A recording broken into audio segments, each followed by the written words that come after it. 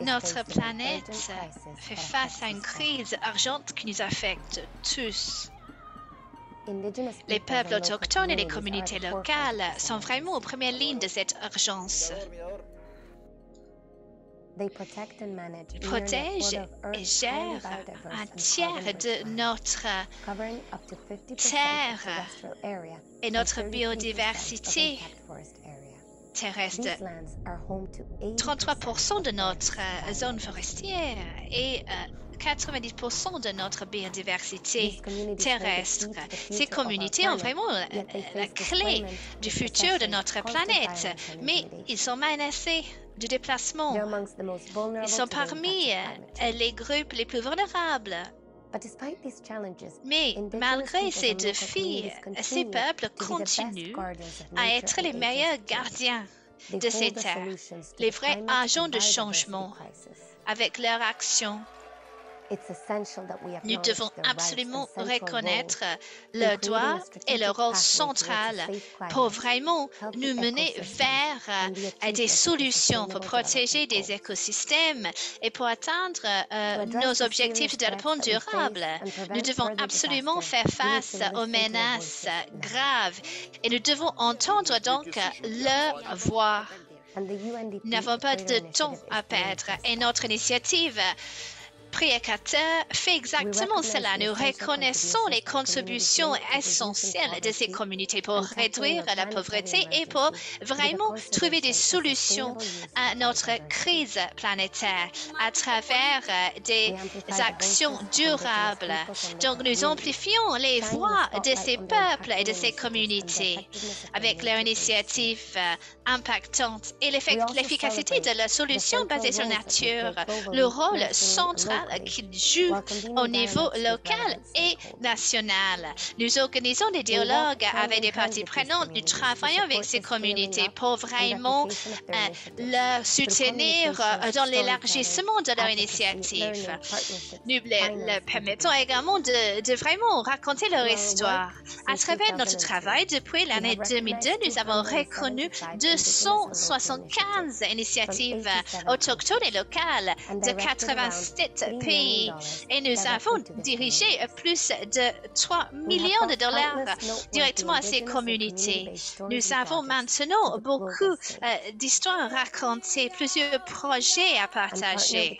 Nous avons également des partenariats maintenant avec des militants, des personnalités, des représentants gouvernementaux pour vraiment faire avancer ces solutions. Nous dépendons de ces initiatives qui viennent des peuples autochtones et des communautés locales. Nous ne pouvons laisser personne par contre. Voilà, nous devons écouter et soutenir ces peuples autochtones et ces communautés locales et établir des partenariats avec eux.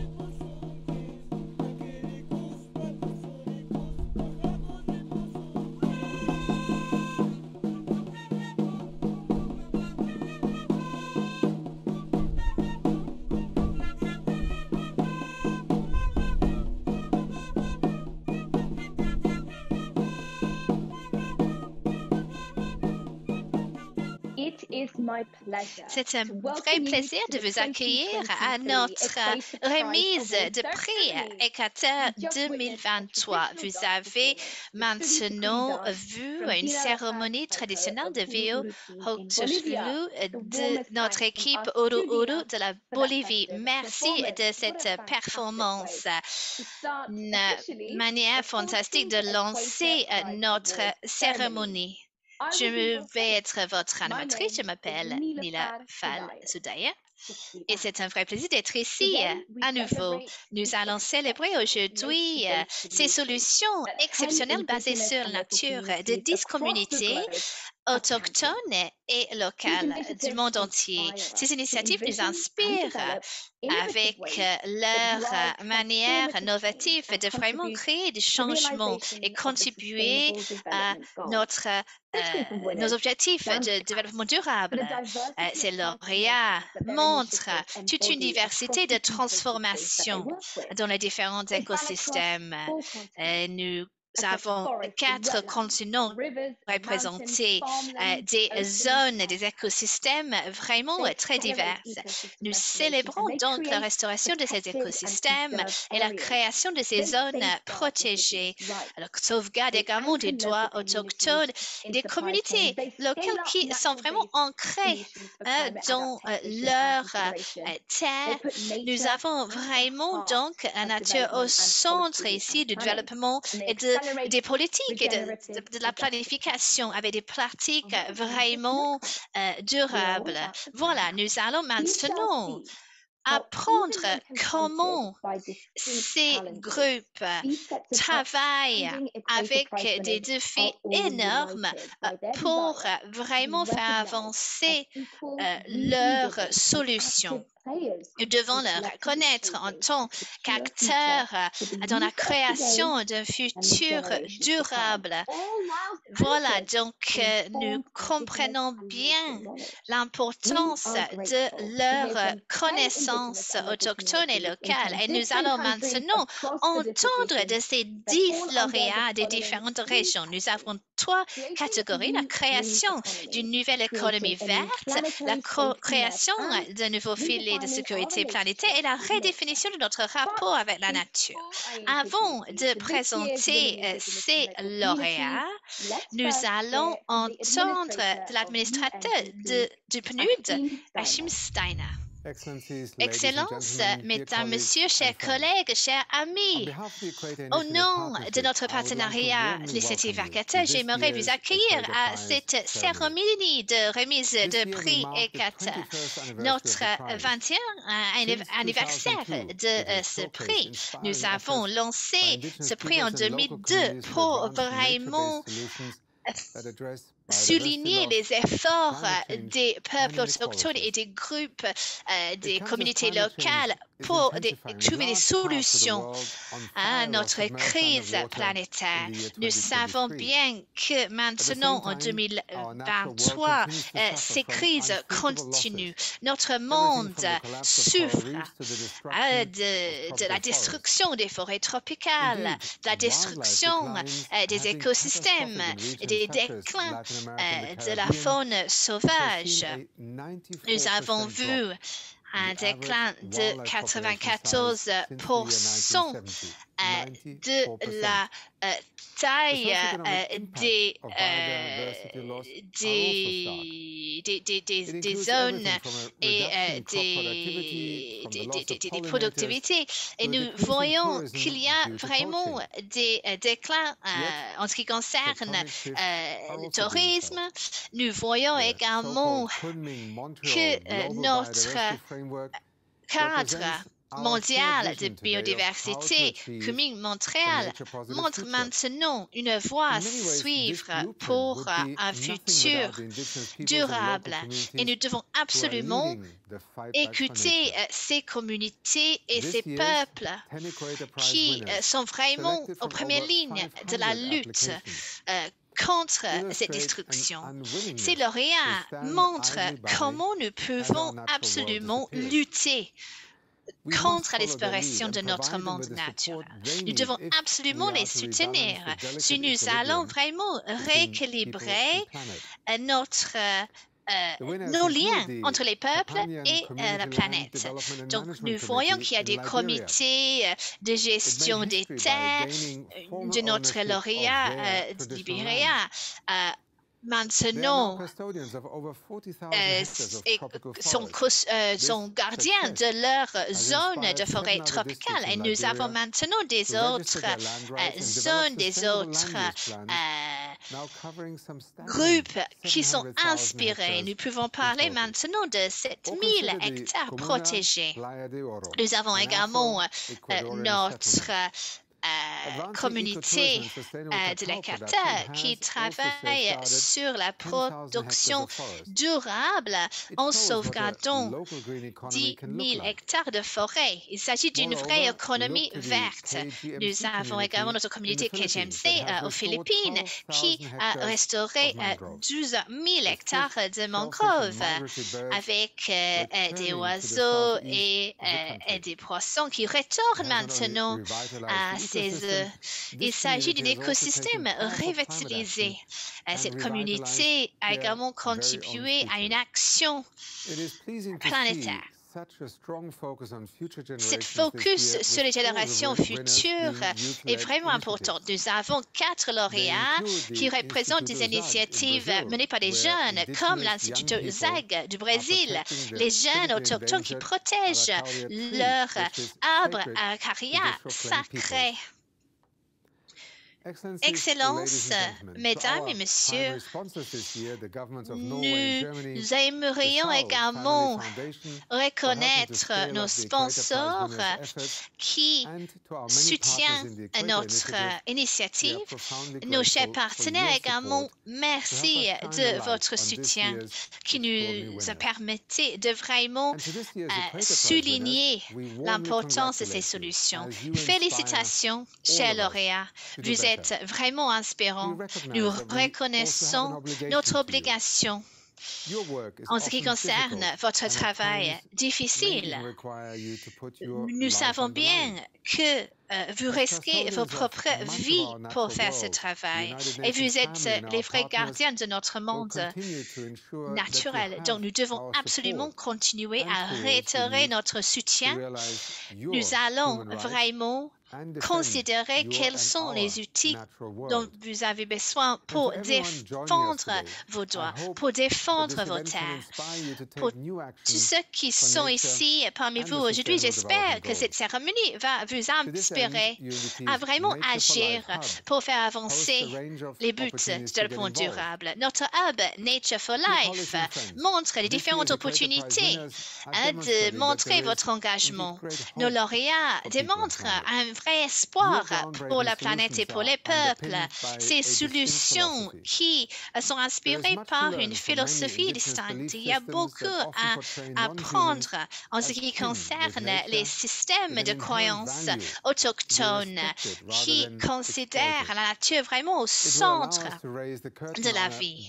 Nous allons donc vraiment considérer une ère nouvelle avec un vrai lien entre la planète et les populations. Nous devons absolument vivre en harmonie avec la nature. Merci encore de votre participation aujourd'hui.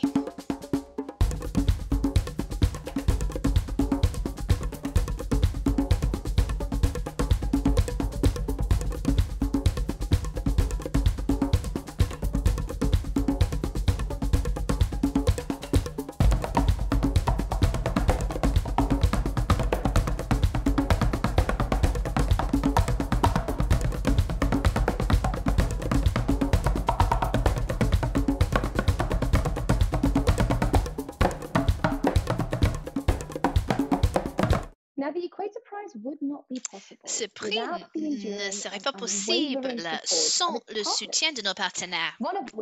Un de ces partenaires est l'Agence norvégienne pour la coopération du développement, NORAD. Donc, notre représentant nous rejoint aujourd'hui pour présenter les lauréats de notre première catégorie, la création d'une nouvelle économie verte. Bonjour, je m'appelle Ida Max, je suis conseillère senior chez NORAD et nous sommes sponsors de cette initiative depuis 2009. Nous soutenons cette initiative parce que le travail est aligné directement avec le nôtre pour vraiment souligner les solutions créées par des communautés autochtones et des communautés locales. Nous sommes heureuses de présenter aujourd'hui nos lauréats pour 2023 qui représentent quelques transformations qui sont parmi les plus importantes aujourd'hui pour faire face à notre crise planétaire.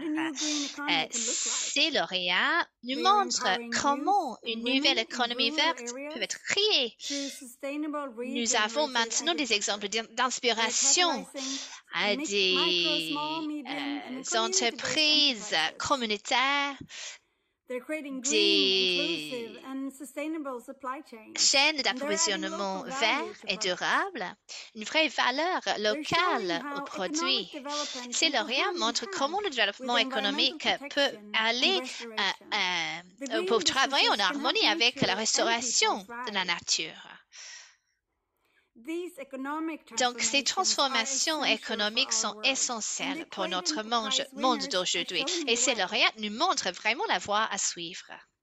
Nous valorisons le rôle de l'initiative ACATA pour reconnaître et pour soutenir le travail de ces peuples autochtones et de ces communautés locales, en encourageant les dialogues pour accélérer les solutions à notre crise planétaire. Merci encore. Félicitations.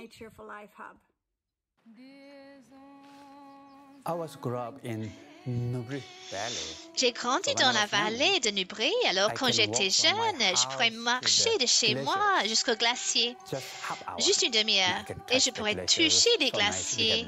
C'était tellement sympa. Nous avions un lac, mais après 20 ans, je suis retournée et tous ces glaciers avaient disparu.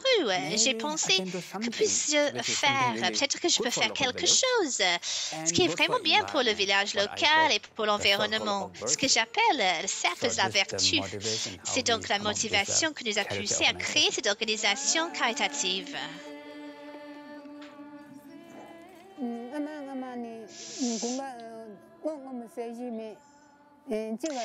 Les hivers passés, nous manquions de légumes, mais maintenant, grâce aux efforts de Terga Charity et à Mangia Rinpoche, nous avons une abondance. Même s'il y a 5 pieds de neige, parfois ces légumes sont vendus ou partagés lors des cérémonies ou des rassemblements. Ce n'est pas facile d'accès, nous n'avons pas d'aéroport, nous n'avons pas de route réservée aux voitures, tout devient cher. C'est pourquoi nous pensons, comment pouvons-nous nous développer localement? Nous avons donc fabriqué beaucoup de serres, de nombreux arbres, gobshi, poussés dans le village, mais les villageois n'y ont pas prêté beaucoup d'attention et ne les ont pas utilisés. Cependant, au cours des 2 ou 3 dernières années, Terga Charity a lancé un projet pour nous montrer comment récolter, nettoyer, laver à l'eau et sécher les gobshi au soleil pendant une journée.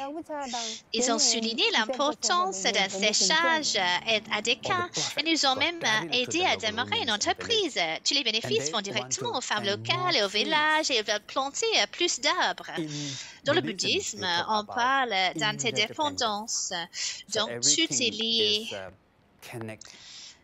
La protection de l'environnement, cela aide à produire des revenus pour la population locale. Et la population locale en apprend également davantage et protège l'environnement davantage. Alors maintenant, nous pensons ramener ces enseignements et cette culture. Nous menons actuellement des projets pilotes. Avant, nous dépendions de serviettes jetables, mais maintenant, grâce à Terga Charity, la plupart des filles utilisent des produits réutilisables. Nous nous avons réalisé un projet d'éducation.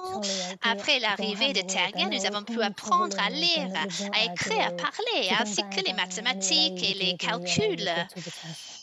Maintenant, nous enseignons la gestion hôtelière pour démarrer une entreprise et maintenant, ils vont tout très bien. Ils peuvent même communiquer en anglais pour les touristes locaux. Comment accueillir, comment faire du business, comme une entreprise locale. Quand j'étais jeune, ma vie natale était comme ça, beaucoup de paix, d'éléments spirituels. Mais ensuite, je pense qu'un élément perdu est en train de revenir. Je sens que mon village grandit chaque jour. Nous devons tous être meilleurs ensemble pour que tout le village s'améliore.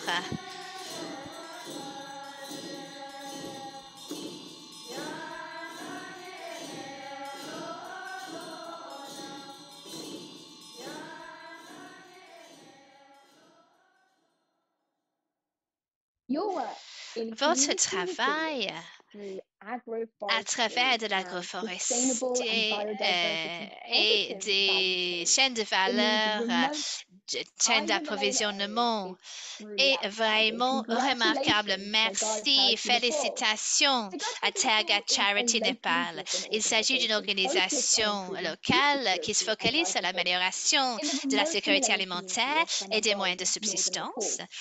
Donc, depuis votre création en 2018, vous avez conçu et promu avec succès des projets de chaînes de valeur durables et inclusifs au sein de la communauté de Samaguan, qui se sont également étendus bien au-delà du Népal et à travers des différents districts. Que pouvez-vous nous dire sur votre modèle réussi visant à garantir que la prochaine génération des femmes au nord du Népal dirige des projets menés localement? Chez Terga Charity Nepal, nous travaillons pour soutenir 4 aspects importants. Donc, premièrement, l'idée de vraiment protéger l'environnement en travaillant avec les populations locales, l'idée de vraiment aider les personnes qui vivent dans cet environnement. Des fois, nous nous focalisons sur l'environnement et nous oublions les peuples, les personnes qui habitent sur ces terres. Mais nous parlons de l'interdépendance. L'interdépendance, ça veut dire que tout est connecté. Donc, nous pouvons aider en essayant de vraiment soutenir des projets qui travaillent avec l'environnement, mais également l'économie locale, à travers de l'éducation, tous ces éléments liés. Et donc, les personnes, les populations locales peuvent vraiment participer. Il s'agit d'une solution gagnante-gagnant. Donc, les populations locales qui développent leur propre économie, nous essayons de vraiment enseigner des différentes manières d'éduquer, donc pour des questions d'hygiène et même comment lancer une petite entreprise avec un peu de leadership. Nous enseignons également des pratiques de méditation, donc des pratiques spirituelles qui nous aident avec notre esprit, donc avec le développement économique. Des fois, nous voyons que les personnes commencent à boire, à fumer beaucoup. Donc, nous voulons vraiment aider ces populations à continuer à vivre en harmonie avec l'environnement et avec ces éléments spirituels également. Nous voulons également nous focaliser sur l'autonomisation des femmes. Donc, tous ces éléments sont liés. Voilà. Et éventuellement, nous allons pouvoir étendre ces efforts, pas seulement dans notre ville natale, mais pour considérer d'autres zones au niveau local et international. Merci encore de cette opportunité et de cette reconnaissance de notre travail. Toutes les personnes de notre communauté locale vous remercient de cette opportunité.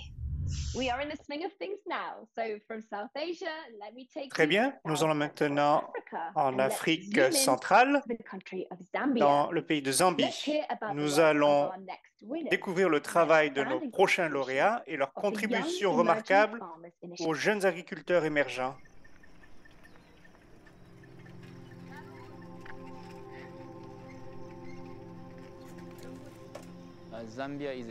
La Zambie a une grande population de jeunes et nombre d'entre eux sont au chômage. Nous avions du mal, nous souffrons, nous n'avons pas de nourriture, pas de petit déjeuner, pas de déjeuner, pas de souper. On ne peut même pas se permettre d'envoyer notre première fille à l'école. J'avais une grande difficulté, je devais trouver un emploi.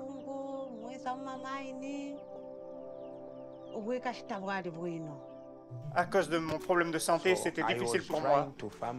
Et donc, j'ai essayé de cultiver la terre pendant 8 ans, mais rien. Les jeunes n'ont pas de plateforme qui leur permet d'exprimer leurs besoins, pour parler aux personnes influentes, faire un travail de plaidoyer, dire ce dont ils ont besoin.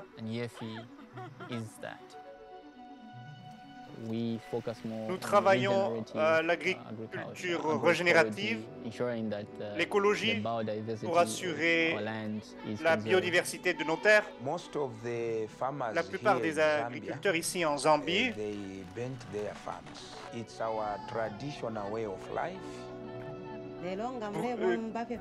brûlent leur culture.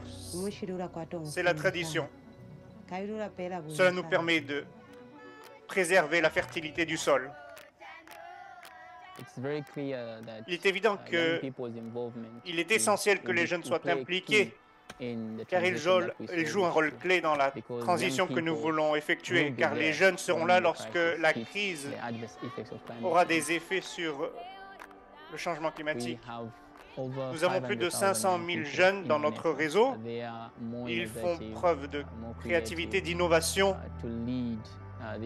pour diriger cette transition.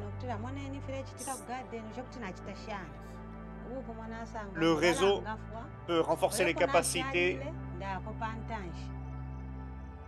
là où je me trouve. Après avoir gagné un peu d'argent, je voulais gagner un petit peu plus d'argent. Et donc, quand j'attends la récolte, j'ai investi dans un magasin, dans une épicerie.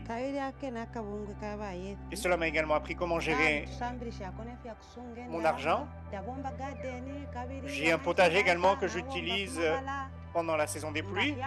Et après la récolte, je peux vendre et faire recevoir un petit peu d'argent que je réinvestis dans le magasin. La plupart des membres de la communauté ont vu leur vie changer parce qu'ils ne dépendent plus du gouvernement. Nous avons commencé à vivre notre vie librement, tranquillement. Nous avons même pu envoyer notre première fille à l'école. Notre vie a changé. L'avenir est prometteur.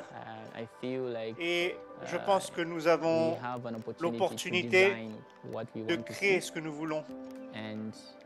Et les jeunes jouent un rôle essentiel à cet égard. Je veux vraiment avoir cette relation avec le sol. Lorsque je travaille le sol, il n'y a pas de perte.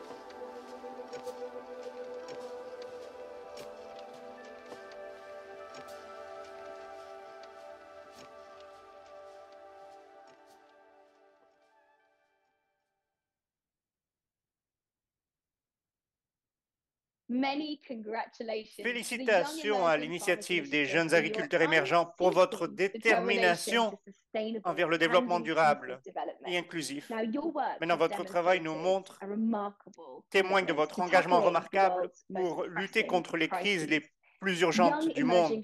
L'initiative des jeunes agriculteurs émergents, pourriez-vous nous raconter ce que fait votre organisation pour lutter contre les difficultés du chômage de la jeunesse, du changement climatique et de la perte de la biodiversité? L'initiative des jeunes agriculteurs a été créée en 2014 et elle est basée sur une croyance simple, la connexion entre les humains et la nature. Et cette connexion est essentielle pour notre avenir.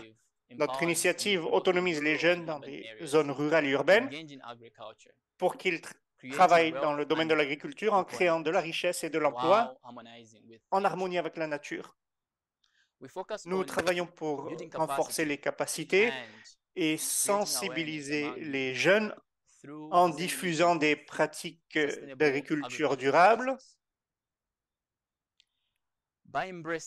avec des pratiques d'agroécologie, d'agroforesterie et d'agriculture régénérative, ce qui nous a permis de revitaliser plus de 5500 hectares de terre. Ces activités ont contribué à la création de 1000 emplois. Nos activités ne ciblent pas simplement les jeunes au chômage, mais elles promeuvent également l'égalité entre les sexes et l'inclusion sociale dans le système alimentaire.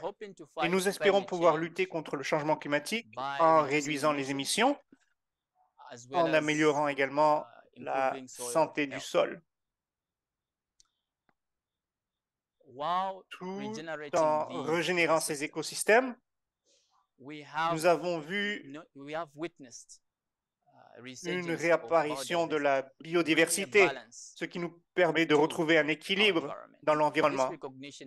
Et cette distinction qui nous est accordée par l'initiative du Pré-Équateur renforce notre détermination d'autonomiser les jeunes, de combattre le changement climatique et de protéger la biodiversité. Nous remercions l'initiative Équateur du PNUD pour cet honneur. Continuons donc à semer les graines de la croissance durable et du changement productif vers un avenir où le chômage des jeunes, le réchauffement planétaire et la perte de biodiversité appartiennent au passé. Nous allons maintenant rester sur le continent africain, mais nous allons vers l'Est. Je voudrais vous présenter une organisation de jeunes dans le Burundi. Cette organisation s'appelle Perfect Villages Communities, ou PBC, au Burundi.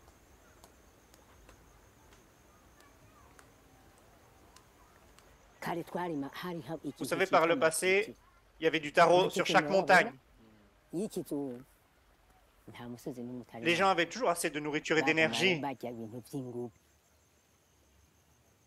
Mais maintenant, nous ne produisons pas autant que par le passé. Les choses sont difficiles en ce moment.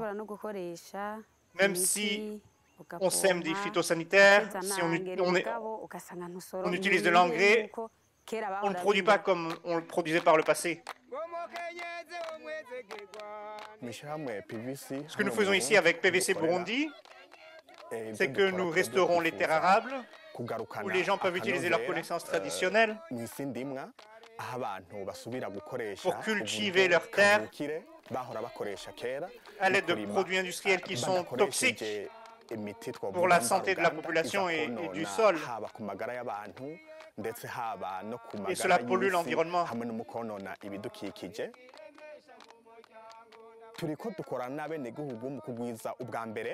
Tout d'abord, nous travaillons avec les communautés pour diffuser des pratiques, des solutions fondées sur la nature.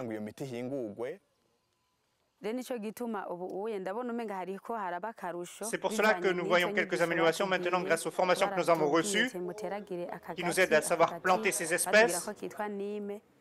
Cette espèce qui s'appelle Nîmes. D'accord, félicitations. Bravo pour le premier intervenant.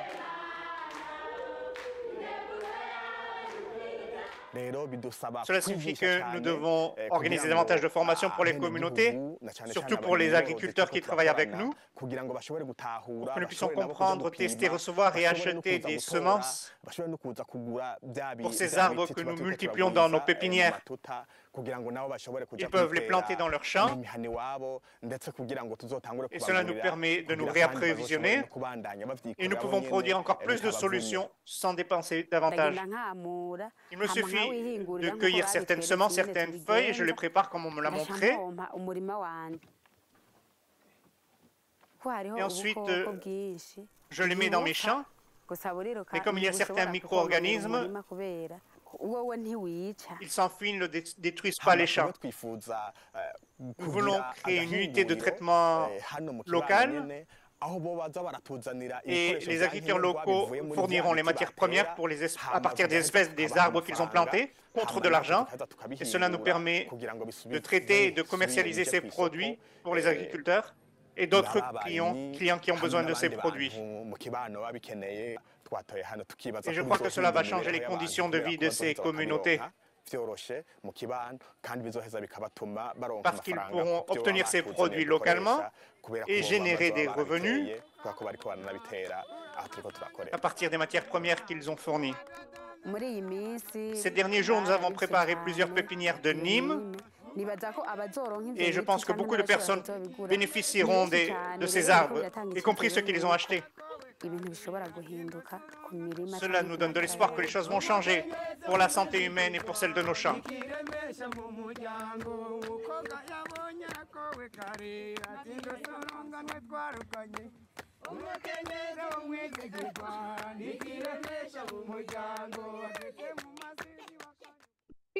Félicitations, PVC Burundi. C'est une entreprise sociale communautaire qui reconnaît la corrélation entre la dégradation environnementale et la diminution de la santé communautaire. Grâce à votre travail pour l'éducation agroécologique et votre intendance environnementale, cela est vraiment une source d'inspiration. Et je voudrais savoir, est-ce que vous pourriez me parler un petit peu plus de vos approches pour lutter contre la pauvreté et la faim dans les communautés rurales? Cette organisation, c'est moi qui l'ai créée et je suis un infirmier et je m'étais rendu compte que la santé communautaire et la santé environnementale étaient liées. L'objectif de PVC Burundi est d'éduquer les agriculteurs, surtout les jeunes et les femmes, pour les aider à cultiver et à améliorer la qualité de la production alimentaire tout en respectant l'environnement et la biodiversité.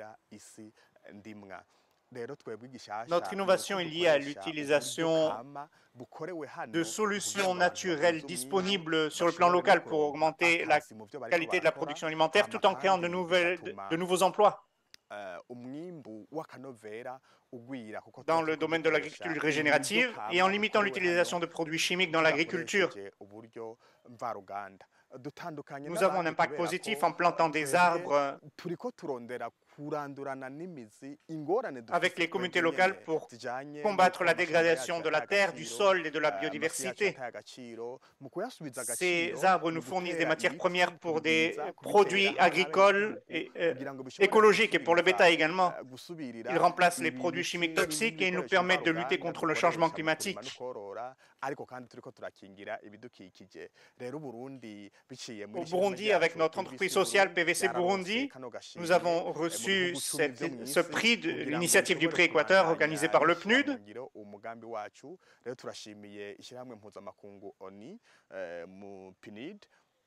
Et nous vous remercions pour cette distinction et nous invitons n'importe quel autre partenaire qui souhaiterait nous soutenir à nous rejoindre dans notre communauté, dans la commune de Nyabiraba,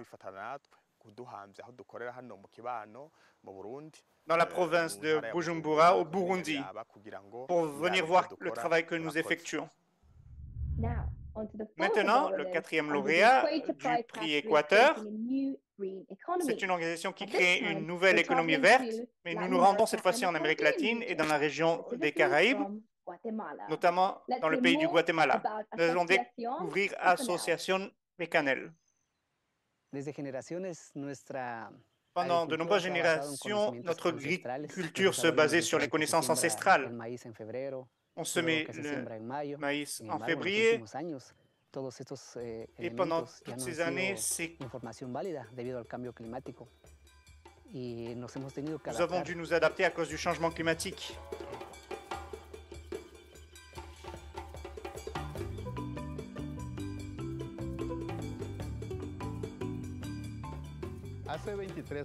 Il y a 23 ans, 10 leaders d'une communauté qui s'appelle Zacala se sont réunis pour réfléchir au développement dans leur communauté.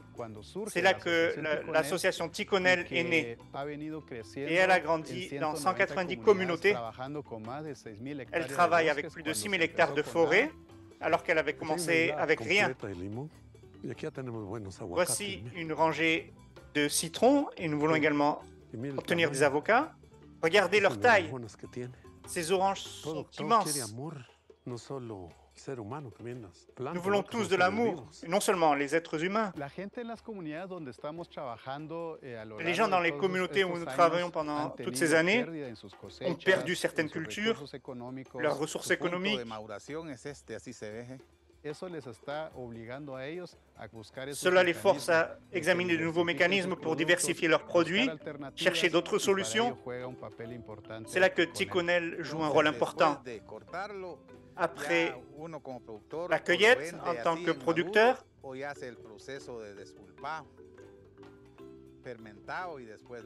a le processus de fermentage, de lavage. Ces pentes sont créées pour éviter l'érosion et nous avons appris de bonnes pratiques. Regardez ces pins, ils sont magnifiques. Ils empêchent le vent de passer et préservent les cultures. En tant que population autochtone, nous vivons dans une société d'entraide et cela a été perdu avec le temps. Mais ces réseaux que nous avons créés avec Ticonel maintenant nous permettent d'obtenir des fournisseurs, des clients. La chaîne forestière que nous avons est un exemple vivant qui nous montre que lorsqu'on commence avec des matières premières, on peut atteindre le marché. Ici, dans la pépinière, nous avons des plantes de différentes espèces et lorsque c'est le moment de les planter, les gens viennent les acheter.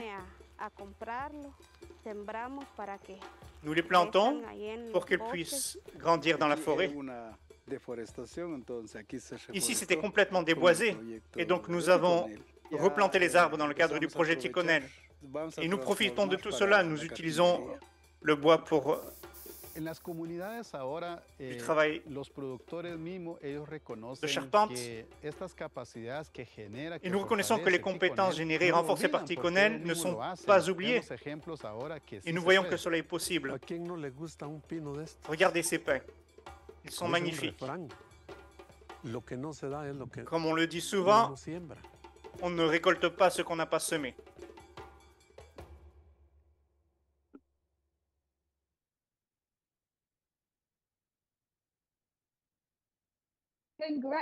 Félicitations à nos frères et sœurs de cette association Ticonel au Guatemala. Avec cette initiative dans les hautes terres de l'ouest du Guatemala. L'association Ticonel est une organisation qui travaille dans 152 communautés. Elle travaille à la gestion des ressources naturelles durables et au développement de petites, de micro-entreprises et d'entreprises moyennes communautaires. Votre organisation a beaucoup avancé dans le domaine du développement durable et du leadership communautaire. Donc, Association Ticonel, est-ce que vous pourriez nous raconter peut-être une histoire sur l'impact positif que vous avez eu sur la vie des personnes avec lesquelles vous travaillez? Nous sommes une organisation dédiée à la gestion durable des ressources naturelles. Nous aidons les micro-entreprises au Guatemala et nous avons pu contribuer à ce jour à la conservation de plus de 6 000 hectares de forêts. Et en plus de la conservation des forêts, nous travaillons également au développement de chaînes de valeur, notamment la chaîne forestière et les cultures de café. Et cela nous a permis de travailler avec plus de 12 500 personnes et de mettre en correspondance leurs produits avec les marchés locaux et nationaux. Cela fait partie de notre mission qui va au-delà de la conservation parce que nous voulons ajouter de la valeur aux produits et aux services. Aujourd'hui, nous travaillons avec toutes ces communautés, toujours avec respect et en respectant leur culture. Et nous sommes vraiment très reconnaissants à l'initiative du Prix Équateur qui a reconnu notre travail, qui reconnaît notre travail au Guatemala. Et donc, une fois encore, nous remercions le PNUD qui accorde de la valeur au travail collectif que nous réalisons au Guatemala. Maintenant, au cours des semaines passées, les 10 lauréats du Prix Équateur 2023 se sont réunis virtuellement et ils ont travaillé ensemble à un message collectif pour le monde. Et nous voulons maintenant écouter ce que vous voulez dire au monde, votre appel à l'action aux leaders du monde lors de la déclaration communautaire de cette année. Nos forêts sont en feu et nous atteignons le point de basculement. Nos rivières s'assèchent alors qu'elles inondent nos communautés. Nos cours d'eau, nos lacs et nos nappes phréatiques sont pollués et notre eau est imbuvable. Les récoltes dans nos champs sont en train de se dessécher. Les animaux de nos terres souffrent. Les poissons de nos eaux disparaissent.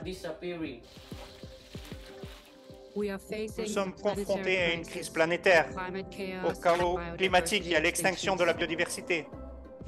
Pas dans 50 ans, pas dans 30 ans, pas dans 5 ans, mais dès maintenant. Nous, en tant que peuple autochtone, en tant que communauté locale, en tant que femmes, en tant qu'anciens, en tant que jeunes et en tant que gardiens de la terre-mère, nous sommes les premiers à subir les conséquences du changement climatique et de la perte de la biodiversité. Nous n'avons pas fait grand-chose pour provoquer ces changements, mais nous en subissons les conséquences. Nous demandons quel avenir nous voulons pour nos enfants. Et nous vous demandons d'y réfléchir. Quel avenir voulez-vous pour notre planète? Quel avenir voulez-vous pour l'humanité? L'avenir est ici. L'avenir, c'est maintenant. Nous sommes confrontés à une crise planétaire dès maintenant. Nous avons besoin de solutions pour protéger, restaurer et sauvegarder la nature. Nous avons besoin de solutions pour transformer notre économie qui épuise la nature en une économie positive pour la nature. Nous avons besoin de solutions pour redéfinir notre relation avec la planète, avec notre terre-mère. Nous, les lauréats du Prix Équateur 2023, mettons déjà ces solutions en pratique.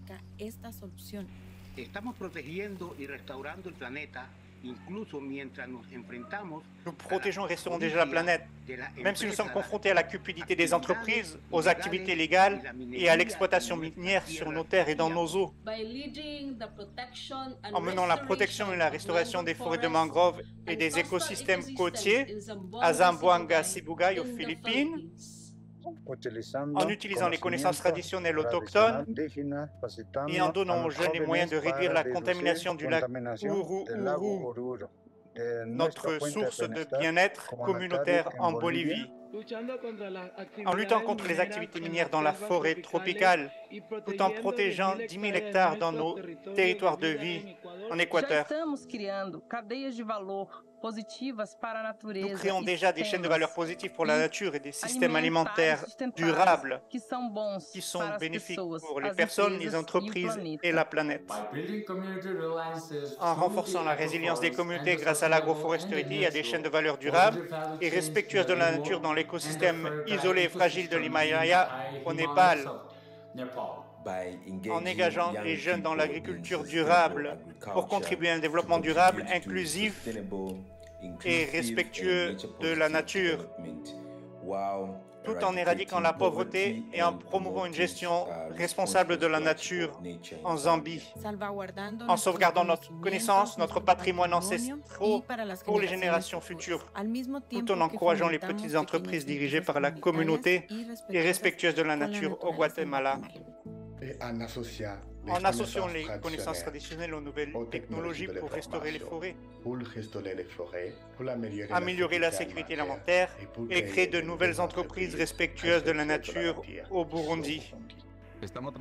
Nous planifions déjà un avenir commun où les gens et la nature prospèrent et où nous plaçons la nature au cœur du développement, en sauvegardant une zone diversifiée et biologiquement productive pour toutes les personnes, récolteurs, chasseurs, pêcheurs, détenteurs de connaissances et porteurs de culture, grâce à des stratégies de gestion et de conservation menées par les Inuits sur l'ensemble des territoires Inuits, en élaborant des plans d'utilisation des terres tenant compte de la nature, profitant à notre communauté, tout en garantissant nos droits fonciers et en sauvegardant la nature au Libéria, en préservant l'arbre Araucaria, une espèce menacée et sacrée, tout en préservant notre patrimoine culturel au Brésil.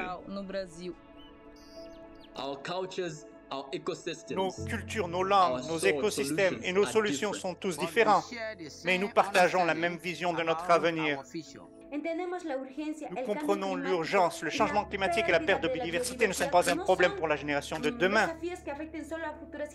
C'est un problème qui nous concerne tous dès maintenant. Nous comprenons notre interdépendance dans la résolution de ces crises ensemble en tant que planète unique. Nous comprenons que l'engagement des jeunes et la sensibilisation des communautés sont essentiels à notre réussite. Nous comprenons que nous sommes des agents de changement, que nous offrons au monde des solutions évolutives pour un avenir favorable à la nature. Nous partageons également la même compréhension de notre présent. Nous savons que nous existons au sein de structures sociales et économiques puissantes, entreprises, gouvernements, qui ne partagent pas toujours nos valeurs, par des lois qui ne sont pas fiables ou qui ne sont pas appliquées.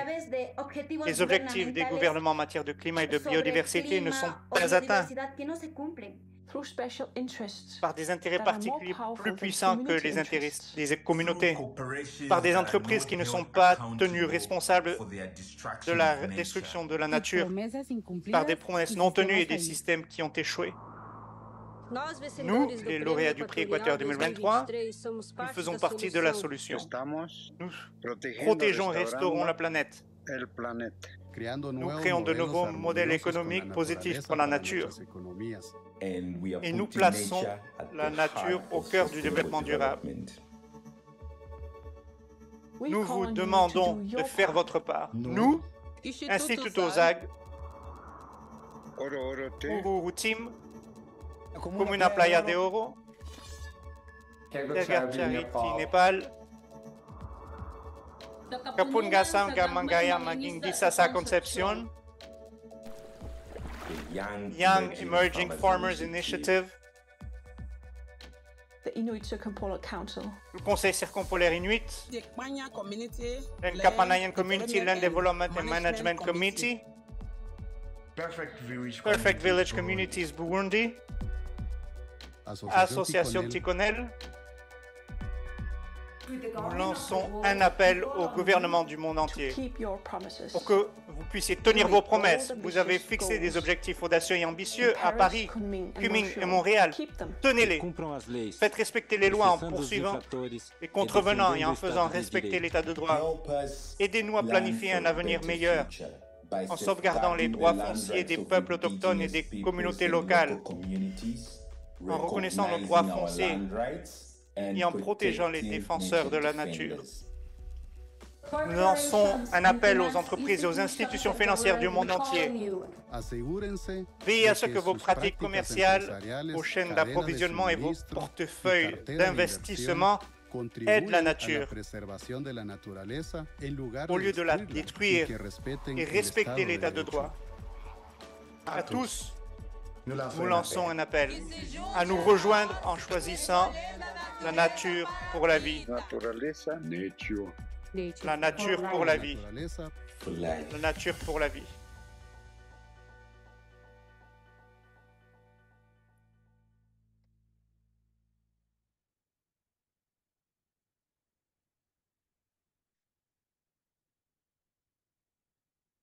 Now, the initiatives that you've heard from so far are truly inspiring.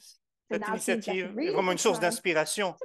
Et maintenant, il serait bon de faire une pause et de réfléchir sur ces témoignages d'espoir et de changement transformateur que nous venons d'écouter. Et c'est le moment de prendre vos souliers de danse parce que nous allons maintenant avoir un interlude musical qui va compiler certains sons locaux des communautés que nous avons découvertes.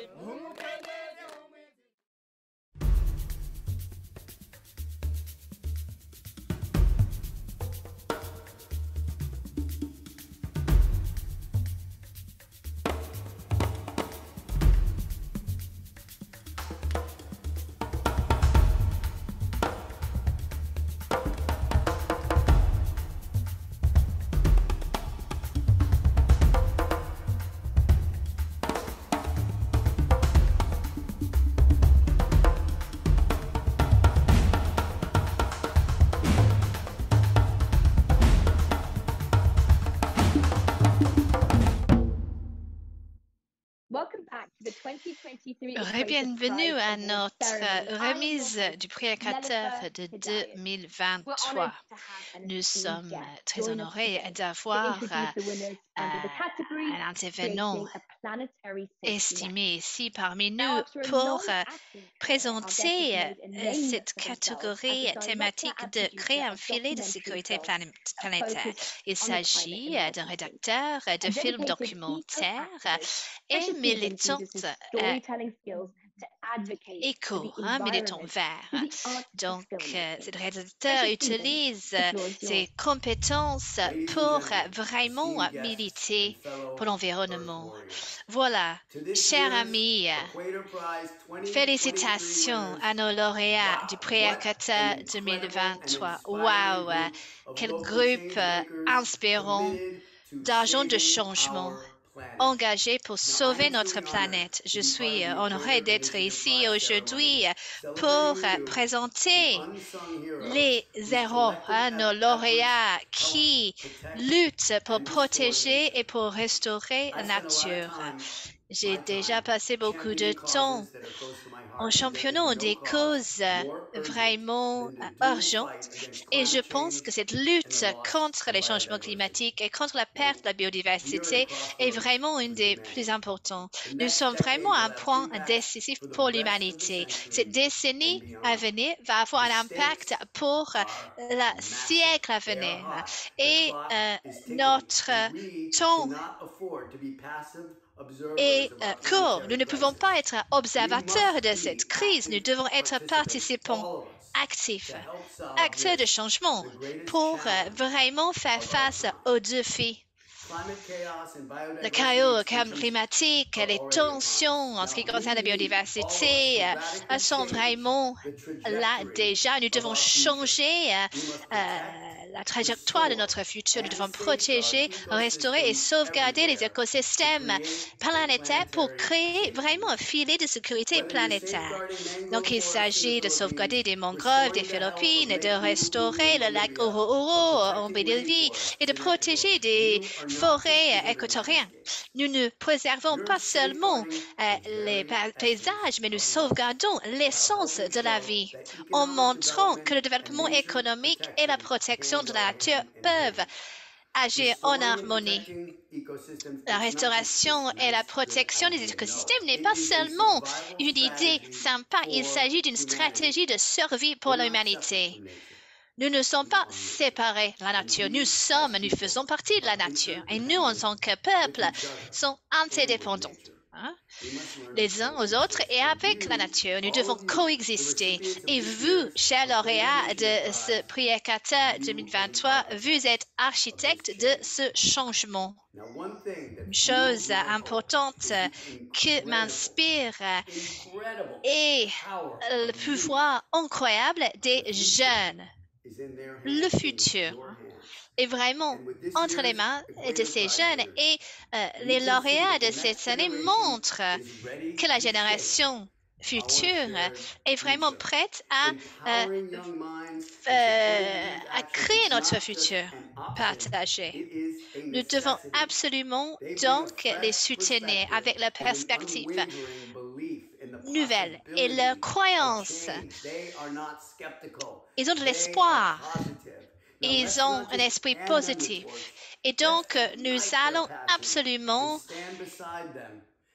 les soutenir avec la passion pour montrer la voie à suivre. Félicitations, chers lauréats. Félicitations pour vos efforts incroyables. Nous devons nous rappeler qu'il ne s'agit pas d'une célébration isolée. Il s'agit d'un appel pour l'avenir. Un appel qui nous pousse à nous unir avec ces peuples autochtones, ces communautés locales, mais également avec toutes les populations et toutes les communautés de la Terre qui luttent pour protéger et restaurer notre planète. Margaret Mead disait « Ne doutez pas des groupes petits de citoyens engagés qui peuvent absolument changer le monde. » Et voilà ce que nous devons absolument souligner. Vous êtes vrais agents de changement. Vous êtes vraiment phare d'espoir dans un monde un peu perdu. Donc, allez-y. Nous allons absolument donc donner un pouvoir à ces jeunes pour créer le changement dont nous avons besoin. Créons donc un filet de sécurité planétaire pour un futur résilient pour les peuples de notre planète. Merci, initiativecateurs, d'avoir reconnu ces erreurs. Et félicitations encore aux lauréats du prix Acater 2023. Merci d'être gardien de l'espoir partagé pour absolument changer la donne et pour créer un futur pour nos enfants, pour leur permettre de vraiment hériter un monde qui est plein de possibilités. Merci. Tout ce que vous voyez qui apparaît au marron est un lac. Et maintenant, c'est presque inexistant. Et ce qui reste du lac est pollué.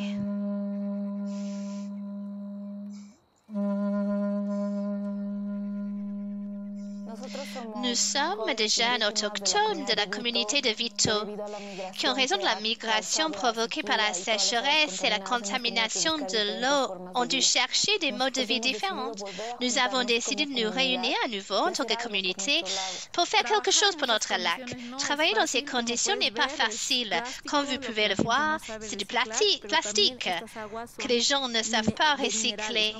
Mais ces eaux contiennent aussi des minéraux. La pollution minière qui vient de la mine de San José. Cette société minière exploite l'étain, le zinc, l'or.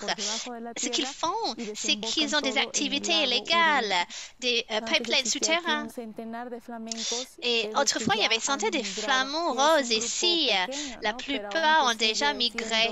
C'est un petit groupe, mais ils sont toujours résistants parce qu'ils ont encore de l'espoir qu'ils puissent récupérer un peu de leur lac. Ce que nous avons fait, c'est mettre en œuvre des plantes aquatiques indigènes appelées totoras. Les totoras ont toujours été avec nous dans nos communautés. Nous fabriquons des objets artisanaux et pour nourrir notre bétail. C'est une triste réalité, n'est-ce pas? Parce qu'honnêtement, je suis née à Totora, au milieu de l'eau. C'était plein de totoras, mais ces totoras sont perdus avec le temps. C'est très difficile. Totora est ce qu'on appelle une plante endormie. Mais même dans cet état de dormance, leurs racines continuent de lutter pour survivre. Vous voyez, voici une tête. C'est ça. Alors vite, être ici n'est pas facile. Tu dois être très prudent. Parce que si vous ne l'êtes pas, les colons illégaux entrent et créent des conflits. Ceci est un site de Ramsar international et ce n'est pas habitable. Mais les gens continuent de s'installer, de s'attendre ici. Ce qu'on fait, c'est les inonder de l'eau.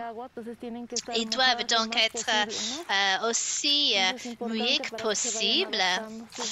C'est important.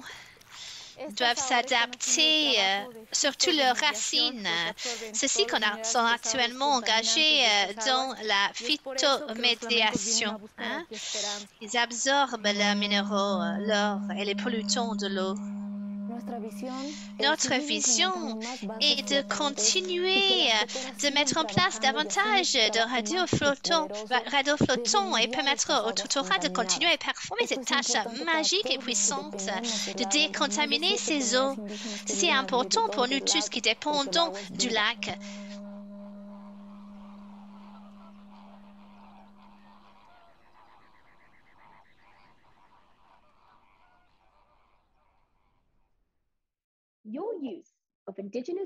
Donc, vous utilisez votre connaissance autochtone pour réduire la contamination du lac Uru-Uru. Félicitations, équipe Uru-Uru.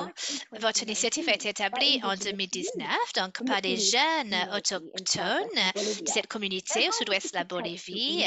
L'idée était de protéger ce lac Uru-Uru de la pollution créée par les villes locales. votre initiative a démontré une synergie remarquable entre les connaissances autochtones et l'innovation scientifique pour protéger le lac Orooro. Pouvez-vous nous dire comment cette combinaison unique a guidé vos actions et quel impact elle a eu sur votre communauté? Notre voyage a commencé en 2019 lorsque nous avons été témoins de la dégradation rapide du lac Orooro. Donc, l'idée était d'utiliser une solution basée sur la nature, donc les tutora, pour créer des bases flottantes avec du matériel recyclé et pour les utiliser avec les plantes aquatiques indigènes. Donc, pendant cette époque, nous avons lancé cette initiative pour unir tous les jeunes de notre communauté. L'idée était de vraiment sauver plus de 250 membres de notre communauté qui étaient affectés par des questions de contamination liées au lac Orooro. Et nous sommes maintenant convaincus que cela va nous unir encore plus en tant que communauté. Nous devons continuer à croire à Pachamama.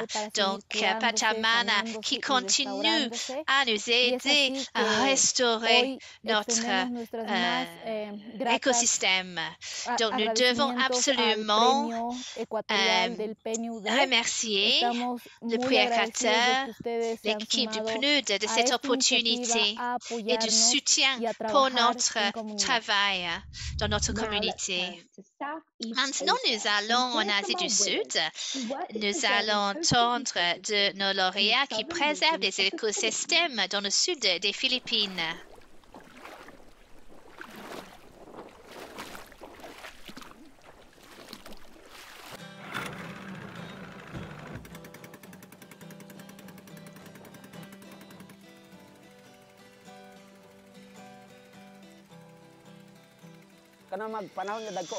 Les mangroves nous protègent des vents violents. Même les débris comme les détritus sont filtrés par ces mangroves.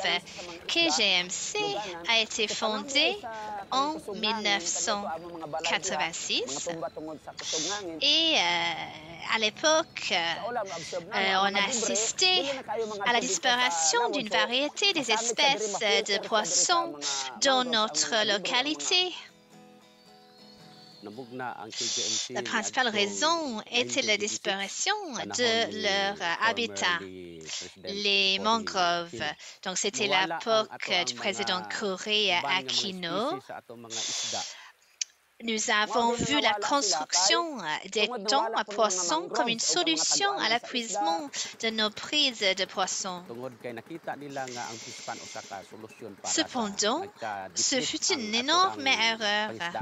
À terme, des milliers d'hectares des forêts de mangroves ont été convertis en étangs à poissons. Nous avons commencé à vraiment replanter ces mangroves dans des zones qui sont disponibles.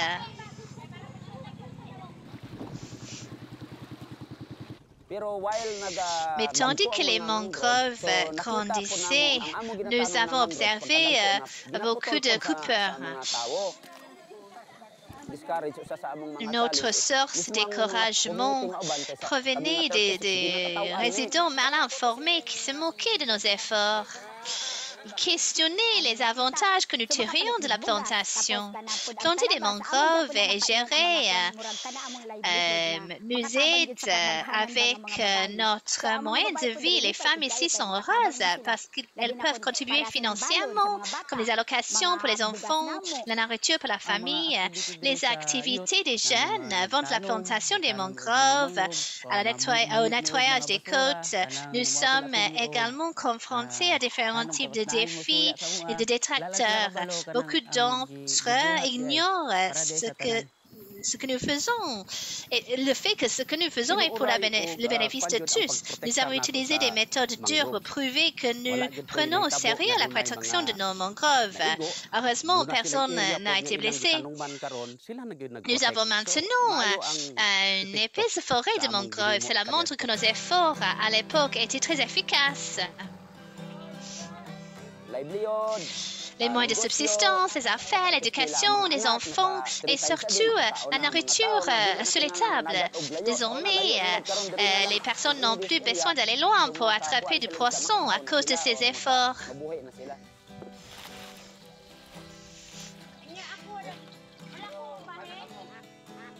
Nous pouvons comparer les mangroves à une banque. Chaque fois que nous avons besoin d'argent pour notre maison, pour nos enfants et pour notre repas, les mangroves sont comme notre guichet automatique. Nous faisons notre dépôt en plantant, en protégeant et en gérant ces mangroves. Et en éliminant également la pêche illégale et la pollution.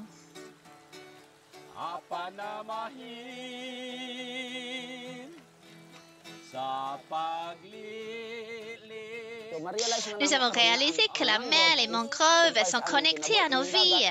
Sans eux, nous ne serions pas là.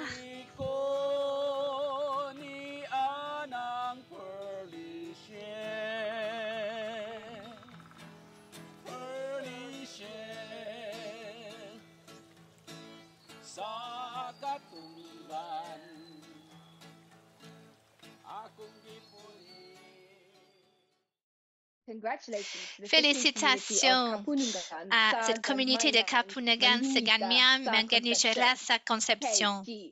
KGMC, votre travail pour combattre la déplétion de ces mangroves et avec l'autonomisation également de ces communautés est vraiment impressionnant. Donc, vous avez vraiment lutté pour sauver ces forêts de mangroves et pour également considérer comment rééquilibrer ces écosystèmes côtiers. Vous luttez depuis près de 3 décennies maintenant contre l'épuisement des forêts de mangroves et les menaces qui pèsent sur l'écosystème côtier de votre communauté. Comment faites-vous cela et qu'est-ce qui vous permet de continuer? Nous sommes vraiment reconnaissants à tous ceux qui nous ont aidés à réhabiliter nos ressources naturelles, surtout nos mangroves. Nous avions un rêve de restauration des richesses de nos eaux et nous sommes maintenant très contents de voir les fruits de ces efforts de restauration. Surtout la réforestation de nos mangroves précieux. KGMC a commencé en 1986 et nous sommes maintenant riches en poissons, crabes et autres crustacés dans notre communauté. Nous sommes reconnaissants envers notre Tout-Puissant et envers la communauté KGMC. Nous sommes passés de 50 hectares à 500 hectares et maintenant nous protégeons plus de 1900 hectares de mangroves, non seulement à Kabastlan, mais dans la province de Zamboanga, Sibagay. Donc, nous voulons remercier le prédicateur du PNUD de nous avoir récompensés. Ce prix nous a donné encore plus de motivation pour continuer et pour partager nos histoires et les efforts avec d'autres communautés partout aux Philippines et dans le monde entier.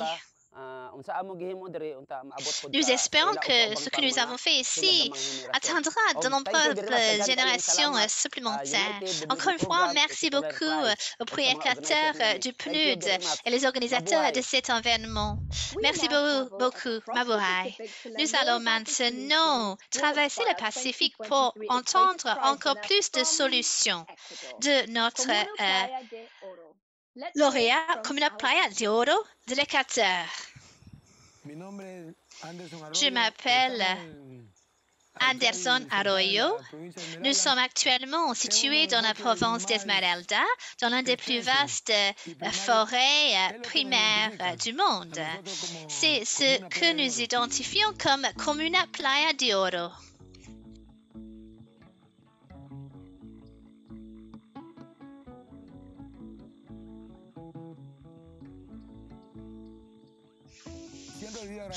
J'ai toujours été reconnaissant envers nos ancêtres parce que ce sont eux qui ont guidé notre communauté pour que nous puissions conserver nos terres. Et nous, en tant que jeunes, suivons le même exemple de garder nos forêts debout et de lutter pour que les mines restent loin de notre communauté. Nous avons actuellement environ 11 000 hectares en conservation. Certains arbres que vous ne pouvez trouver qu'ici, par le clou de nègre, cet arbre, on ne le trouve nulle part ailleurs dans le monde, seulement ici. Le seul endroit où vous pouvez le trouver. Donc, cet arbre, vous pouvez utiliser pour des buts médicaux. Nous pouvons l'utiliser contre la grippe, la typhoïde. Le forêt est vraiment essentiel pour notre propre médecine. Nous avons maintenant travaillé avec les communautés pour vraiment conserver ces ressources. Nous apprenons à nos jeunes à travailler, à cultiver la terre, à planter du cacao, à pratiquer la pêche. Mes parents m'ont guidé vers cela, non pas vers la destruction, mais pour préserver ce que nous avons, en prendre soin. Laissez-moi te dire, je ne veux pas revenir en arrière. Pour sauver un peu de notre culture, pour entendre nos ancêtres, l'histoire de Playa d'Oro, je demande au monde de suivre l'exemple de la Comuna Playa d'Oro et vraiment de partager ce mouvement de conservation.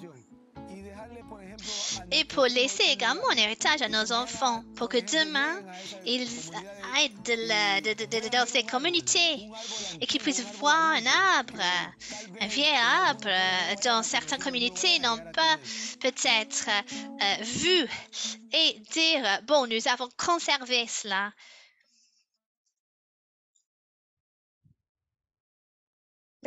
Félicitations, Comuna Playa d'Oro.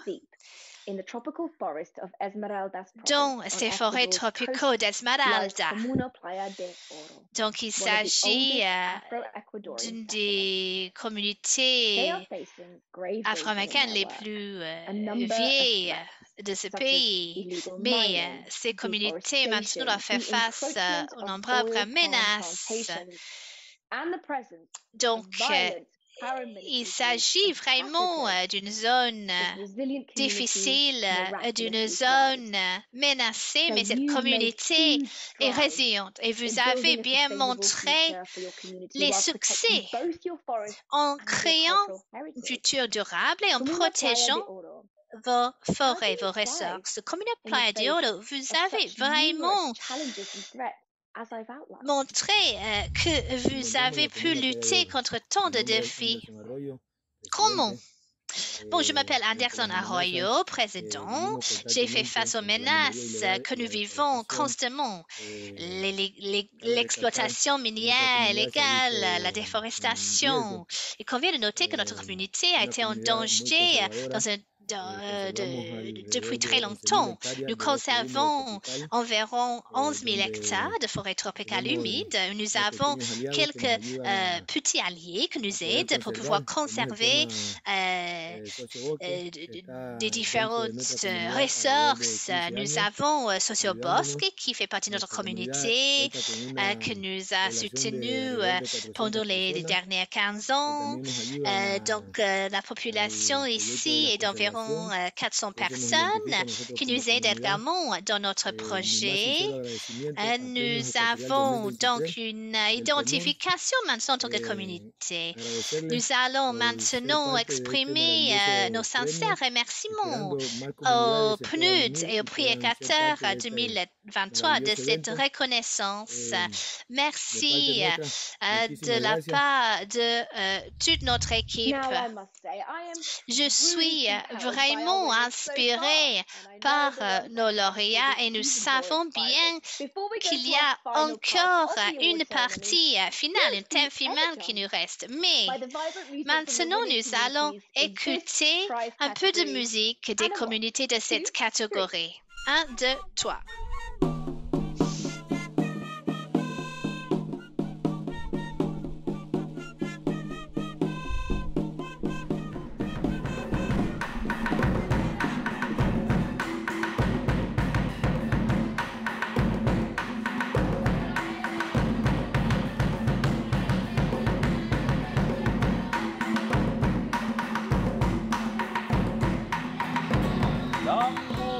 Pasali sa gumamu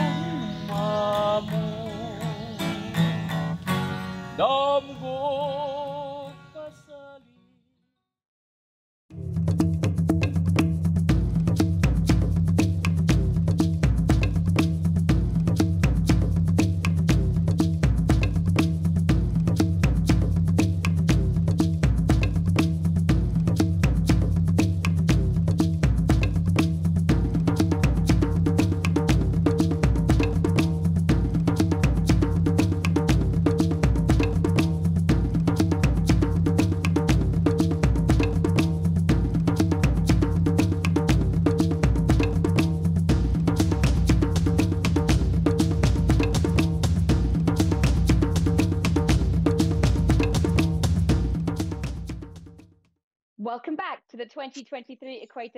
Bienvenue à notre cérémonie de remise de prix Équateur 2023 et à notre catégorie finale, redéfinir notre relation avec la nature.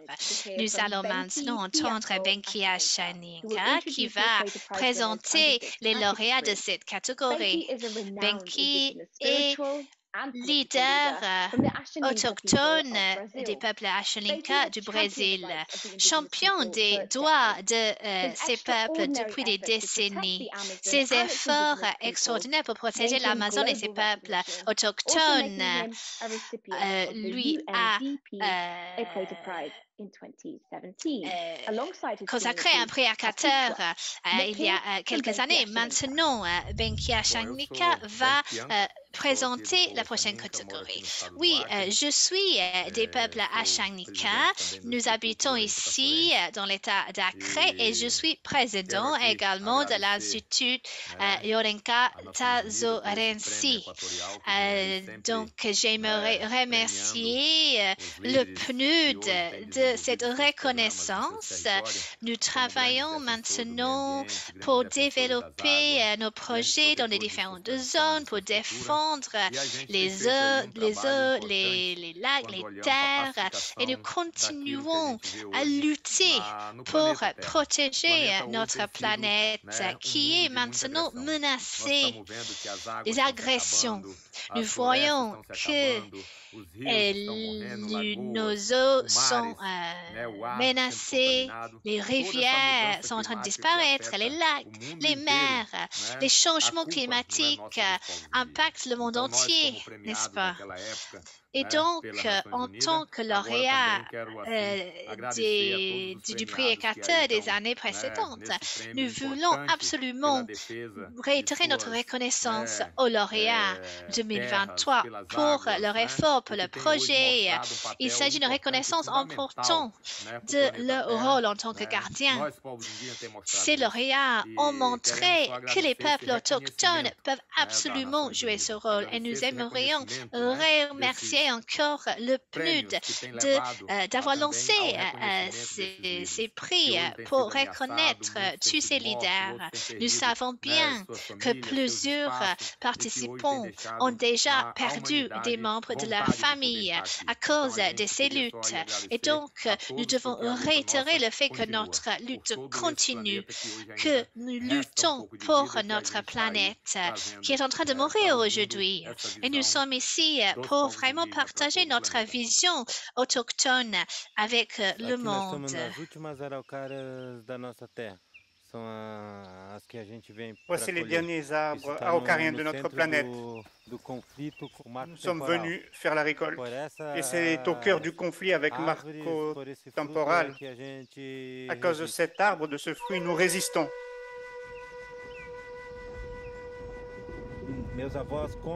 Mes grands-parents me racontaient des histoires qui montraient que ce fruit nous alimentait. On prenait soin de ce fruit, on le plantait. En 1873, avec 33 mètres de haut, le fruit a été transporté en plusieurs morceaux sur des kilomètres. Des kilomètres d'araucaria ont été exportés dans le monde entier. Les gens ne voyaient que l'argent, l'argent, l'argent, l'argent. L'argent est important, on a besoin d'argent, nous aussi. Mais je ne sais pas quand est-ce que les êtres humains vont se rendre compte qu'on ne peut pas manger l'argent. L'Institut Zhang est né à cause de ce rêve, vouloir sauver l'araucaria du risque d'extinction. J'ai commencé avec quelques amis, nous avons planté notre semence sacrée et maintenant nous voyons la réalisation de ce rêve. Les gens plantent des milliers de semences d'araucaria. Chaque semence comme celle-là va devenir un arbre qui va vivre des milliers d'années. Ici, notre terre, sur cette terre, nous trouvons la plus grande biodiversité de la forêt atlantique au monde. Ce n'est pas qu'une question environnementale. La forêt nous complète. Nous sommes la forêt et nous nous battons pour la préserver.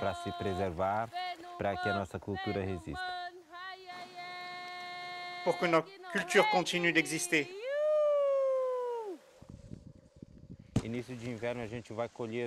Pendant l'hiver, nous récoltons les semences. Ensuite, nous remplissons les conteneurs. Nous avons organisé des conférences, des salons pour aider les gens à planter autant d'arbres que possible. C'est déjà un symbole de la culture du sud du Brésil. Nous avons tous un rôle à jouer sur la terre. Ma mission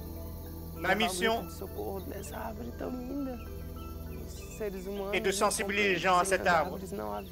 Les êtres humains ne comprennent pas le rôle qu'ils ont à jouer dans la vie. Une fois que je sais que les araucarias sont en sécurité ici, on peut y amener nos enfants pour planter des semences. Je serai heureuse d'avoir fait un passage dans ce monde pour que ce monde devienne un monde sans mots.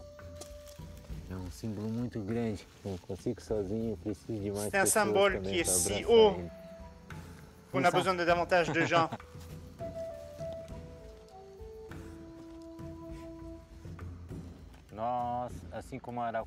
Comme l'araucaria, nous sommes tous également en danger d'extinction et nous devons lutter ensemble pour protéger ce symbole de notre résilience, notre force, notre culture.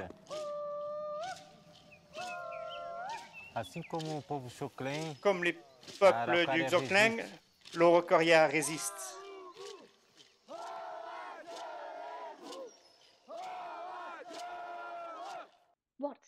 Quelle source d'inspiration! Félicitations, Instituto Zag. La principale activité d'Instituto Zag est de replanter les arbres et de préserver les connaissances traditionnelles sur l'araucaria ou Zag. Cet arbre Zag est tenu pour sacré, il a une valeur symbolique pour ses populations, mais il est menacé d'extinction à cause de plusieurs siècles d'exploitation sans contrôle. À travers ses actions, Instituto Zag reconnaît l'interdépendance entre l'arbre Zag et les populations Xhokleng. Nous savons que votre travail est fondé sur la connexion entre les humains et la nature. Instituto Zag, comment cette connexion est-elle visible dans votre travail? Ici, à l'Institut Zag, nous travaillons avec l'héritage et l'habitat. Nos actions reflètent l'harmonie intemporelle entre les êtres humains et la nature. Notre parcours cible l'arbre sacré Zag, qui incarne notre patrimoine culturel pour nous, les peuples Xokleng et Kaingang.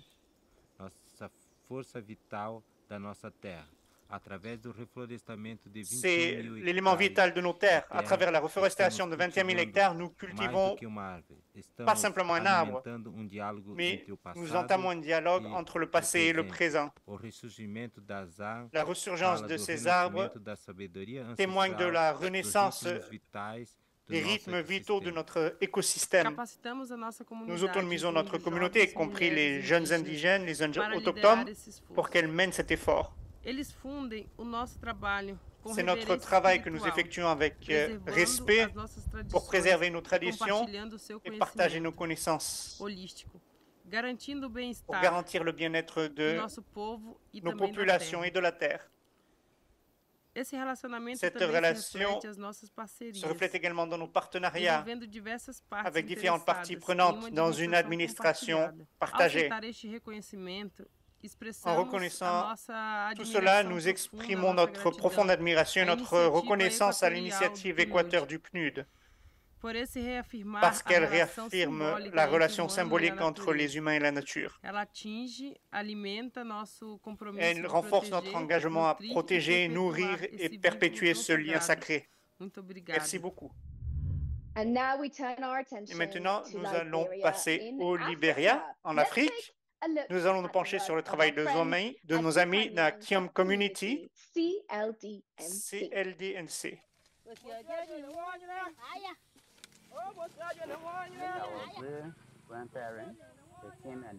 Nos grands-parents sont venus habiter cette terre. Le gouvernement nous a pris nos terres et l'ont utilisé pour créer un parc national, le GVL. Ils l'ont donné à une entreprise d'exploitation forestière. Ensuite, en 2018, la loi des droits fonciers a été adoptée et les terres sont redevenues la propriété des communautés qui peuvent les gérer.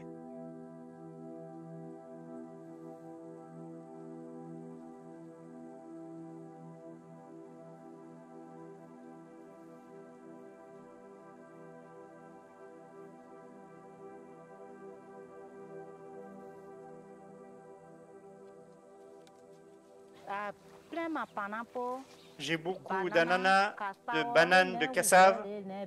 Nos terres sont très grandes, donc nous avons décidé de garder plus de 4000 terrains de football de nos terres.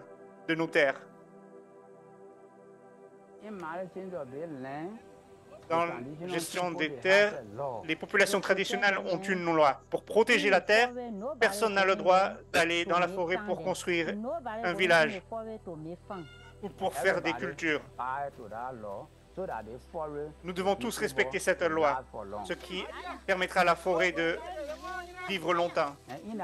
Dans cette même forêt, nous allons chercher nos médicaments pour guérir nos enfants. C'est dans cette forêt que nous allons chercher du bois pour construire nos maisons. Nous vivons de cette forêt tous les jours.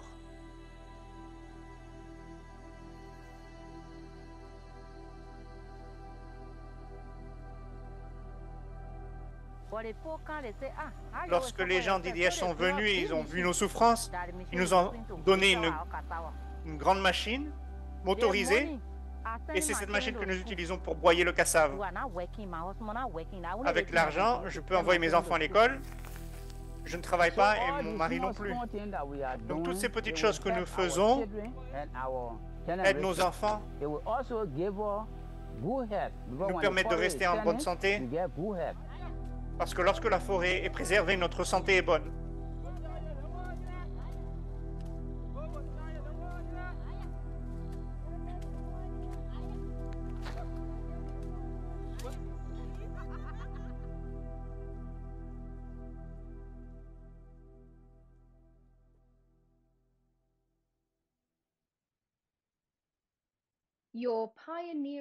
Votre travail remarquable avec les droits fonciers au Libéria est vraiment une source d'inspiration. Félicitations Kipanyang Community, CLDMC. Maintenant, Maintenant, en 2019, vous êtes devenu la première communauté à obtenir le titre de propriété des terres traditionnelles au sud-est du Libéria en vertu de la loi sur les droits fonciers de 2018. Votre parcours pour obtenir ces droits fonciers et utiliser vos terres de manière durable est vraiment remarquable au Libéria. Donc, Kipanyang Community, CLDMC, qu'est-ce qui vous a motivé pour vous lancer dans ce parcours et mettre en œuvre les activités? En 2019, nous avons atteint un jalon historique. Nous sommes devenus la première communauté dans le sud-est du Libéria à détenir nos propres terres traditionnelles et à déléguer des zones importantes pour protéger la biodiversité des forêts, malgré des difficultés telles que l'insécurité alimentaire, l'instabilité économique, la dégradation des terres et le changement climatique. Nous étions déterminés à transformer ces difficultés en opportunités et notre motivation, c'est le bien-être de la communauté. Et nous sommes persuadés que cette conversation sera utile à la conservation pour nos peuples, tout en protégeant l'environnement. Nous reconnaissons toutefois que nous ne pouvons agir seuls. Nous avons besoin du soutien d'initiatives de conservation, notamment dans les domaines de l'éducation, de la santé, de l'eau, de l'assainissement, des moyens de subsistance et de l'infrastructure. Ce que nous créons est une approche communautaire, en partenariat avec le gouvernement local, avec le secteur privé et les ONG, pour obtenir des communautés plus saines et un environnement plus sain. Notre engagement est de poursuivre ce travail de préservation de notre forêt tropicale et de promouvoir l'agriculture durable. Ce prix qui nous a été accordé nous motive à faire encore plus pour protéger nos terres, améliorer la sécurité alimentaire, conserver la biodiversité et lutter contre le changement climatique. Nous sommes reconnaissants à l'initiative Équateur du PNUD qui a foi dans nous et qui nous donne les possibilités de poursuivre notre travail. Et pour terminer, nous arrivons au dernier lauréat du prix Équateur pour 2023. Et cette fois-ci, nous allons nous rendre dans la région arctique, au Groenland. Nous allons découvrir l'organisation autochtone, l'organisation dirigée par les jeunes, Inuit Circumpolar Council.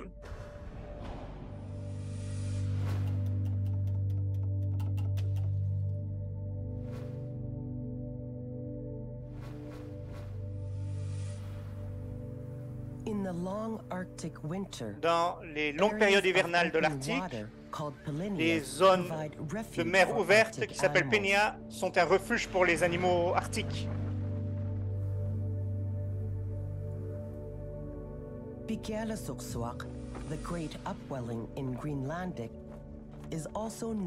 Cette zone s'appelle également North Water Polynya. C'est la plus grande polynia de l'Arctique. Et elle est très importante pour les Inuits de la région, qui l'utilisent pendant toute l'année. Les problèmes du changement climatique et du développement ont poussé les Inuits à former une commission. Nous devons nous impliquer, nous devons travailler avec le Groenland, avec les îles qui se partagent ces eaux, avec les ours polaires, les baleines. Nous devons travailler ensemble. Il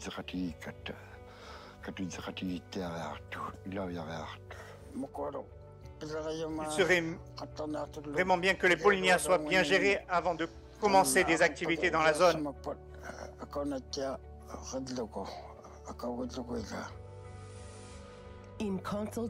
En consultation avec les communautés adjacentes,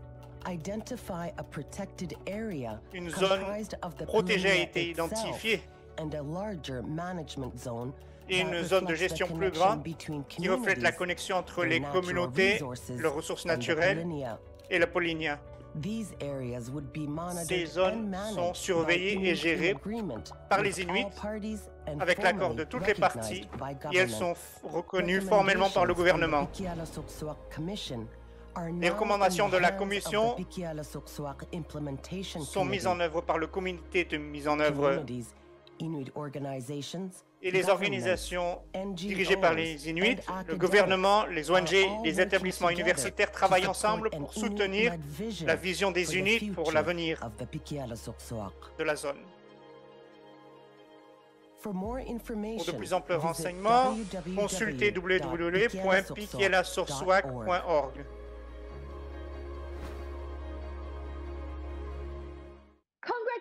Félicitations au Inuit Circumpolar Council pour le prix Équateur. Vous devrez être fiers. Vous êtes les premiers lauréats de Groenland. Ce conseil est une organisation non gouvernementale qui réunit 180 000 personnes autochtones the Inuit homeland that spans Canada, Greenland, Russia, and the state of Alaska in the United States. Now, you demonstrate a fusion of cultural preservation and Arctic ecosystem protection in your efforts to assert Inuit ownership, control, Vous avez rétabli votre droit de contrôler et de gérer vos terres ancestrales. Comment votre initiative, Pikiasourcewa, montre cette intégration? Nous, les Inuits, nous sommes les habitants d'origine. Nous sommes les gardiens de grandes terres d'eau et de glace. En Alaska, au Canada et au Groenland, en Russie, sont nos terres natales. Ces terres sont la source de notre langue, de notre culture, de nos connaissances, de notre mode de vie. Dans cet écosystème arctique, entre le Canada et le Groenland, se trouve l'Écosse-Soie. C'est une zone très importante pour nous. Et ce sont des zones de pêche, de chasse, de récolte, et permet à nos populations de se déplacer. Les pêcheurs, les chasseurs, les récolteurs, les détenteurs de connaissances et de la culture ont protégé cette région. Le Inuit Circumpolar Council est la seule organisation inuit internationale qui surveille nos terres natales et c'est un précédent car elle développe la première zone protégée inuite bilatérale pour assurer la conservation tout en défendant les droits des autochtones. Elle représente notre effort de conservation en tant qu'Inuit, fondé sur notre volonté de contrôler et de gérer nos propres terres natales. Nous sommes reconnaissants au programme du développement des Nations Unies et à l'initiative Équateur qui ont reconnu notre travail et notre dévouement envers la conservation de la biodiversité pour préserver les écosystèmes et assurer l'intégrité de nos terres natales. Cette distinction souligne non seulement notre détermination, mais également l'importance de la protection des droits des populations autochtones par rapport à leurs terres ancestrales. Cela est important sur toute la Terre, du sud au nord, de l'est à l'ouest.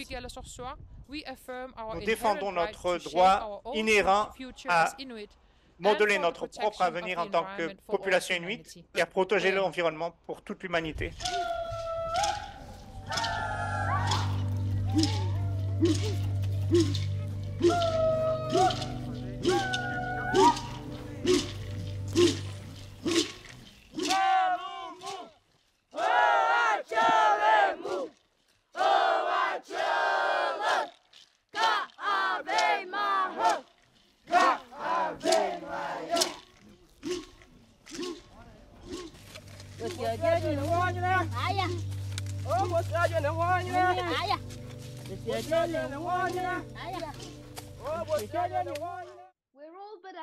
Nous arrivons maintenant à la fin de la cérémonie de cette année et je voudrais exprimer ma reconnaissance aux partenaires de l'initiative Équateur du PNUD et à vous pour votre participation, votre soutien aux populations autochtones et aux communautés locales du monde entier, aux activistes et à ceux qui défendent ces populations et qui ont fait équipe avec nous pour cette cérémonie de remise des prix.